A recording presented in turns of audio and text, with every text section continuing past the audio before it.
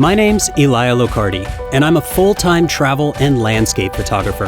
I've teamed up with Fstoppers and the filter company NiSi to produce 8 unique mini tutorials to show you how I use these filters as I travel the world looking for the perfect photograph.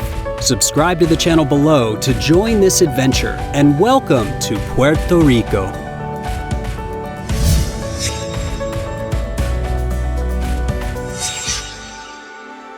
Welcome to Old San Juan. We have been shooting a lot of different rocky seascapes on the eastern shore of Puerto Rico. So this time we decided to switch it up a little bit and start talking about long exposure and how it works with architectural photography.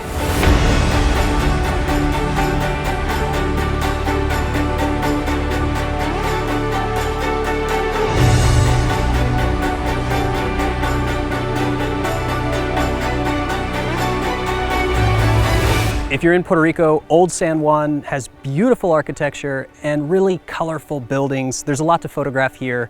And with filters and with long exposure photography, it really opens us up to be able to shoot at different times of day. So not just sunrise and sunset, but even in this late afternoon golden hour, there's some pretty cool stuff we can do with long exposure. So this shot in particular is pretty nice. You can hike down from the castle from El Morro and you can get right next to this graveyard and this beautiful central building in the center of the graveyard. I just got down to this location a little lower than I first intended. I started up there on the walls of El Morro, sort of looking at this graveyard and down past the coastline, but I wanted to get even closer so I could get the graves in the foreground and then the sky in the background. So everything's set up. It's a pretty straightforward composition. Let's take a look at a shot straight out of camera. So I really like this shot. I like the composition, the golden hour starting to kick in really nicely, and the sky's pretty interesting. But I think we can make it even better by streaking the clouds with a long exposure, a 4-minute exposure. And in order to get that, I'm gonna introduce a new filter. This is the strongest neutral density filter that I have in my kit.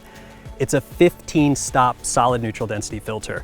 This filter will give me the ability to shoot long exposures up to 30 minutes in the middle of the afternoon. So if I put this on the front of the camera right now, so 125 turns into 4 to 6 minutes, which is just incredible. So let's see what this looks like when I take a 4-minute exposure. Now, bear in mind, these are long exposures. So if you're gonna do 15 or 20 of these, you're going to eat up the whole hour. So be conservative if you're gonna do these long exposures. My camera doesn't have a problem focusing through this, but bear in mind, this filter is so dark that it's likely your camera will not be able to focus through it. So just make sure that the filter's off, lock in your focus, turn it to manual focus, and then add the neutral density. It looks pretty good, but you can tell that the sky is just a little blown out. And the reason is the sky is the brightest part of the scene, but you can also see that the foreground is actually exposed perfectly. Throughout this series, NiSi and Fstoppers are giving away over $600 worth of filters and tutorials. If you want to enter all 8 contests, make sure you click the link in the description below every time a new video is released.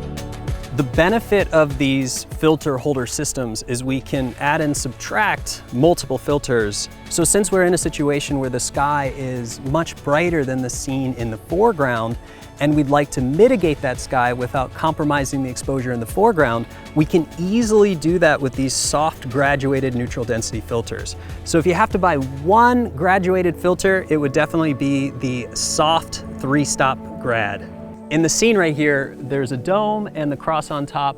So when I use this soft graduated filter, we're not going to be able to see the difference of light to dark in the frame. But if we use different filters, like this one, this is a 3-stop hard graduated filter. So when you look at these side by side, you can see that the one I'm using is so soft and subtle, while this hard edge grad is very precise. So this would work on a very specific horizon that's flat, where you really want that transition to be harsh. But in this case, I don't really want to notice that transition. I just want it to expose correctly on the top. I can adjust the exposure by sliding this neutral density up and down the frame.